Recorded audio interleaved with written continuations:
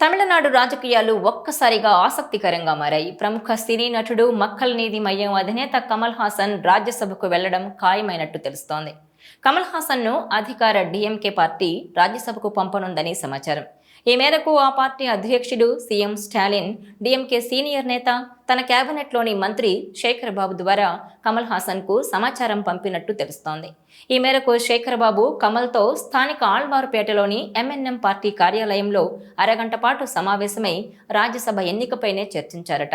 July 24న తమిళనాట 6 రాజ్యసభ స్థానాలు ఖాళీ కానున్నాయి. అసెంబ్లీలో ఎమ్మెల్యేల సంఖ్యాబలాన్ని బట్టి డీఎంకే కూటమికి 4, అన్నా డీఎంకే కూటమికి 2 స్థానాలు రావడం ఖాయంగా కనిపిస్తోంది. అయితే గతేడాది మే నెలలో జరిగిన సార్వత్రిక ఎన్నికల్లో డీఎంకేతో మక్కల్ నీతి మయ్యం పొత్తు పెట్టుకుంది. లోక్సభ ఎన్నికల సందర్భంగా కమల్ డీఎంకేకు మద్దతు ప్రకటించడంతో పాటు పలు చోట్ల ప్రచారం కూడా చేశారు. ఆ ఎన్నికల్లో కమల్ పార్టీ నుంచి ఎవ్వరూ పోటీ చేయలేదు. తమ పార్టీకి బేషరతుగా మద్దతిచ్చిన కమల్ను రాజ్యసభకు పంపిస్తామని స్టాలిన్ అప్పట్లోనే హామీ ఇచ్చారు. ఇప్పుడు అది కార్యరూపం దాల్చుతోంది. 2018 నుంచి తమిళ రాజకీయాల్లో ఉన్నారు కమల్ హాసన్. సొంతంగా మక్కల్ నీతి మయ్యం అనే పేరుతో పార్టీని స్థాపించారు. 2019 పార్లమెంట్ ఎన్నికలు, 2021లో జరిగిన తమిళనాడు అసెంబ్లీ ఎన్నికల్లో ఎంఎన్ఎం పార్టీ పోటీ చేసింది. అయితే పట్టణ ప్రాంతాల్లో గణనీయంగా ఓట్లు తెచ్చుకున్న ఎక్కడా ఒక్క సీటు కూడా గెలవలేకపోయింది. ఇక అసెంబ్లీ ఎన్నికల్లో పోటీ చేసిన కమల్ కూడా ఓడిపోయారు. దీంతో 2024 సార్వత్రిక ఎన్నికల్లో ఆయన ఇండీ కూటమితో చేతులు కలిపారు. గత పార్లమెంట్ ఎన్నికల్లో రాష్ట్రంలో డీఎంకే కూటమికి బేషరతుగా మద్దతు ప్రకటించారు. దీంతో కమల్ను రాజ్యసభ ఎంపీ చేస్తామని ఆ ఎన్నికల సమయంలోనే సీఎం స్టాలిన్ హామీ ఇచ్చినట్టు చెబుతున్నారు. ఇక త్వరలో రాజ్యసభ ఎన్నికలకు షెడ్యూల్ వచ్చే అవకాశం ఉన్నందున కమల్ అభిప్రాయం తెలుసుకునేందుకు రాష్ట్ర మంత్రి పీకే శేఖర్ బాబు ఆయనతో భేటీ అయ్యారు. ఈ ఇద్దరి మధ్య కమల్ హాసన్కు రాజ్యసభ సభ్యత్వ అంశం చర్చకొచ్చిందట. ఇదే సమయంలో ఎంఎన్ఎం నేత, తమిళ నిర్మాత మురళీ అప్పాస్ మాత్రం తమ పార్టీకి రాజ్యసభ సీటు లభించనుందనే ప్రచారం నిజమేనంటూ ధృవీకరించారు. అయితే అభ్యర్థి ఎవరన్నది తమ అధినేత కమల్ నిర్ణయం తీసుకుంటారని చెప్పారు. దీంతో కమల్ త్వరలో రాజ్యసభ సభ్యుడవుతారంటూ తమిళ మీడియా పెద్ద ఎత్తున ప్రచారం చేస్తోంది. ఇక గత ఎన్నికల్లో కమల్ హాసన్ మద్దతుతో పోటీ చేసిన ఇండీ కూటమి తమిళనాడులోని 39 లోక్సభ స్థానాలను గెలిచి క్లీన్ స్వీప్ చేసింది. ఆ ఎన్నికల సమయంలో కమల్ హాసన్ రాష్ట్ర వ్యాప్తంగా ప్రచారం చేశారు. ఇండీ కూటమిని గెలిపించాలని ఓటర్లకు పిలుపునిచ్చారు. అదేవిధంగా వచ్చే అసెంబ్లీ ఎన్నికల్లోనూ ఆయన స్టాలిన్ ప్రభుత్వానికి మద్దతు ప్రకటించే అవకాశాలున్నాయని చెబుతున్నారు. ఎన్నికలను దృష్టిలో పెట్టుకుని కమల్ను ముందుగా నామినేట్ చేయడం వల్ల రాజకీయంగా మేలు జరుగుతుందని సీఎం స్టాలిన్ భావిస్తున్నారంటున్నారు. దీంతో తమిళనాడు నుంచి మరో సూపర్ స్టార్ పార్లమెంట్లో అడుగుపెట్టనున్నారని అంటున్నారు. మరోవైపు తమిళ ప్రముఖ నటుడు విజయ్ సైతం తమిళగ వెట్రి కళగం పేరుతో పార్టీని స్థాపించి విస్తృతంగా బహిరంగ సభలను ఏర్పాటు చేస్తున్నారు. ఇదిలా ఉండగా 2026లో తమిళనాడు అసెంబ్లీ ఎన్నికలు జరగనున్నాయి. ఈ ఎన్నికల్లో అన్ని స్థానాల్లో పోటీ చేసేందుకు విజయ్ వ్యూహాత్మకంగా అడుగులు వేస్తున్నారు. ఈ నేపథ్యంలోనే ముఖ్యమంత్రి స్టాలిన్ తనదైన శైలిలో ప్రణాళికలు రూపొందిస్తున్నారు.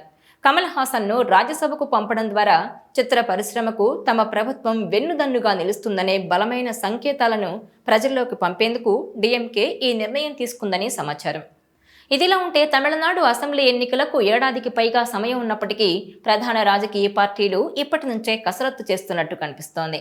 ఈ క్రమంలోనే నటుడు విజయ్ సారథ్యంలో కొత్తగా ఏర్పడిన తమిళ వెట్రి కళగం నేతలు ఎన్నికల వ్యూహకర్త ప్రశాంత్ కిషోర్తో మంతనాలు జరపడం రాష్ట్ర రాజకీయాల్లో చర్చనీయాంశమైంది. దీంతో వచ్చే ఎన్నికల్లో టీవీకేకు పీకే ప్రత్యేక సలహాదారుగా ఉండనున్నారనే వార్తలు వినిపిస్తున్నాయి. ఈ పరిణామాలపై తమిళ పార్టీలు స్పందించాయి. పీకే విజయ్ భేటీని ప్రధాన తమిళ పార్టీల నాయకులు అప్రాధాన్యమైనవిగా కొట్టిపారేశాయి. కానీ ప్రశాంత్ కిషోర్ గత అనుభవం తెలిసిన రాజకీయ నిపుణులు మాత్రం దీన్ని సీరియస్గానే పరిగణిస్తున్నారు. తమిళనాడులో విజయ్ పార్టీకి 15 నుంచి 20% ఓటు షేర్ ఉండొచ్చని ప్రశాంత్ కిషోర్ అంచనా వేసినట్టు సమాచారం. అయితే దీన్ని మరింత పెంచేందుకు వ్యూహాలు రచిస్తున్నారనే వార్తలొచ్చాయి. ఈ విషయంపై డీఎంకే నేత మంత్రి శేఖర్ బాబు స్పందిస్తూ ఎన్నికల్లో ఓట్లడిగే ప్రతి పార్టీ తమకే 100% ఓట్లు వస్తాయని ప్రకటించుకోవడం పరిపాటేనన్నారు. వచ్చే ఏడాది అసెంబ్లీ ఎన్నికల్లో ముఖ్యమంత్రి ఎంకే స్టాలిన్ను మరోసారి ఎన్నుకునేందుకు ప్రజలు సిద్ధంగా ఉన్నారని చెప్పారు. ఇక డీఎంకే నేత కనిమొళి స్పందిస్తూ ఎన్నికల వ్యూహకర్తగా ఉన్న పీకే ఓ రాజకీయ పార్టీకి సేవలందిస్తే తమకేమీ ఇబ్బంది లేదన్నారు. సినీ గ్లామర్ ఒక్కటే రాజకీయాల్లో విజయానికి దోహదం చేయదని సిపిఎం నేత బాలకృష్ణన్ అభిప్రాయపడ్డారు. బీహార్ ఉప ఎన్నికల్లో జనసురాజ్ పార్టీ అభ్యర్థుల ఓటమిపై పీకే స్పందన తనకు ఆశ్చర్యాన్ని కలిగించిందన్నారు. ఇక ఎన్టీకే పార్టీ చీఫ్ సీమాన్ పీకే వ్యూహాలపై తనకు విశ్వాసం లేదన్నారు.